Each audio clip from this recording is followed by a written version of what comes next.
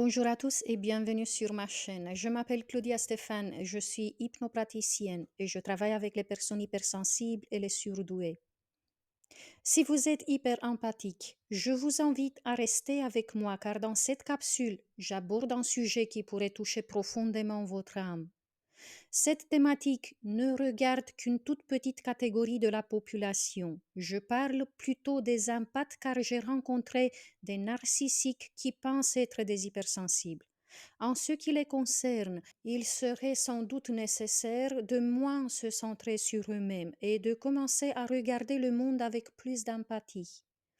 Par contre, lorsqu'il s'agit des hypersensibles, des empathes, ils auront besoin d'aller vers le pôle opposé, c'est-à-dire ne plus donner toute leur attention et le soin à ceux qui les entourent et retirer pour un temps ce flux d'énergie qu'ils dirigent toujours par habitude vers ceux qui les entourent, afin de nourrir leur propre être.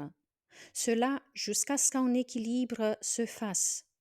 L'empathe n'est pas toujours conscient de ce que ça veut dire son attention. Eh bien, il s'agit d'une énergie. À l'opposé de ce que Dolores Cannon nommait les êtres sans âme, l'empathe dispose d'une énergie assez puissante.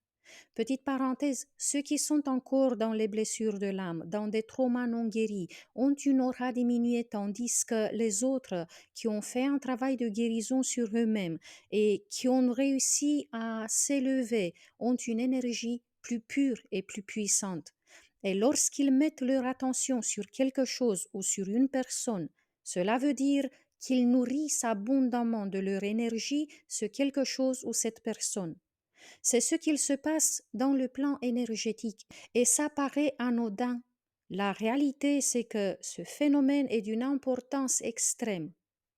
Pourquoi?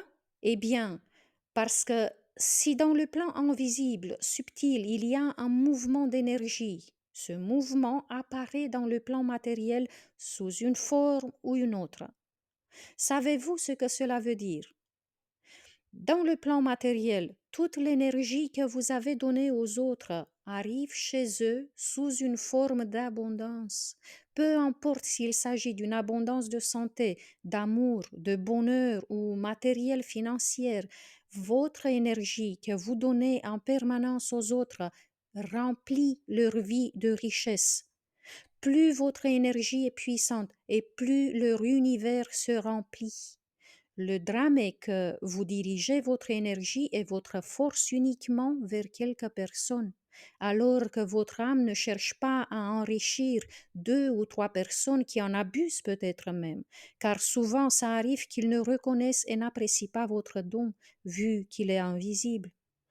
Votre âme ne cherche pas à enrichir quelques personnes, elle cherche à toucher le monde par sa lumière.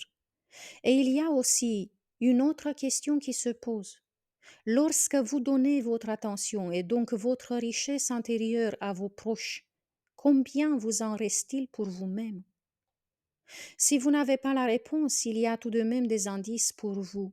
Observez ce qu'il se passe dans votre propre existence et si vous sentez que vous êtes en faillite dans le domaine sentimental, dans le domaine financier, dans le domaine de la créativité peut-être, dans le domaine de la santé ou dans le domaine des relations, cela veut dire que votre attention et donc votre force, votre énergie va presque exclusivement vers l'extérieur. En général, vous attendez qu'une forme de reconnaissance ou d'amour retourne à vous.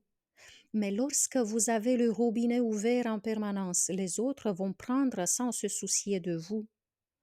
Tout cela passe inaperçu car il s'agit de l'énergie qui nous est invisible, mais les effets sont fortement ressentis. Le premier signe est le fait de vous sentir épuisé et découragé.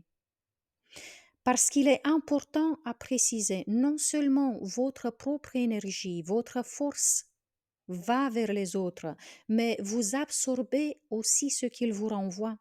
Et ce n'est pas ce que vous attendez, ce n'est pas de l'amour. Ils vous renvoient souvent leur négativité sous forme de soucis, de pensées sombres, de basse fréquence. Bref, vous leur donnez votre richesse et vous recevez leur poubelle.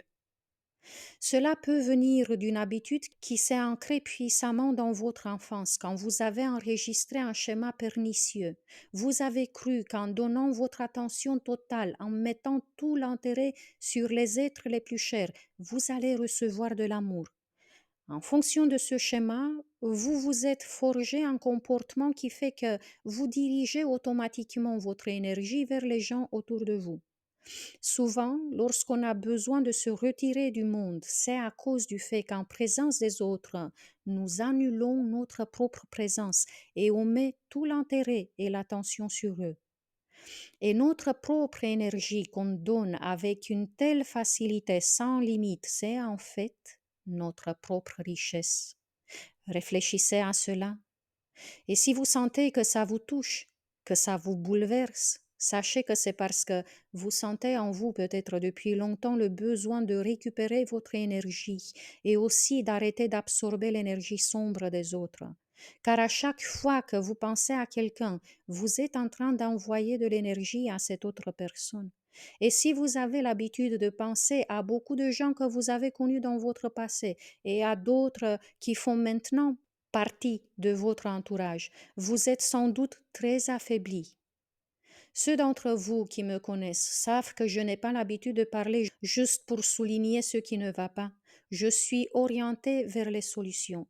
Et comme je rencontre tellement de schémas profondément dommageables qui ont été ancrés dans l'inconscient des hypersensibles depuis si longtemps, je pense créer une séance spécifiquement pour désamorcer, pour déconstruire cela. C'est pas encore fait, mais je le ferai bientôt. En ce qui concerne la problématique abordée aujourd'hui, il y a déjà une séance sur ma boutique en ligne qui est adaptée. Arrêtez d'être une éponge pour les émotions des autres. Je vous laisserai le lien dans la barre d'infos. Plus vous avez été dans le sacrifice de soi et plus vous aurez besoin de temps pour déconstruire cela. Ce qui veut dire que vous aurez besoin d'écouter au moins 3 ou 4 fois cette session. Par contre, lorsque vous aurez appris à fermer les portes qui ont été grandes ouvertes et à ne plus laisser s'écouler toute votre richesse intérieure vers les autres, cela va apporter pas mal de changements dans votre existence. Parce que retirer votre énergie, votre pouvoir et finalement votre abondance intérieure que vous donnez aux autres veut dire arroser votre propre jardin qui a été laissé à l'abandon depuis trop longtemps.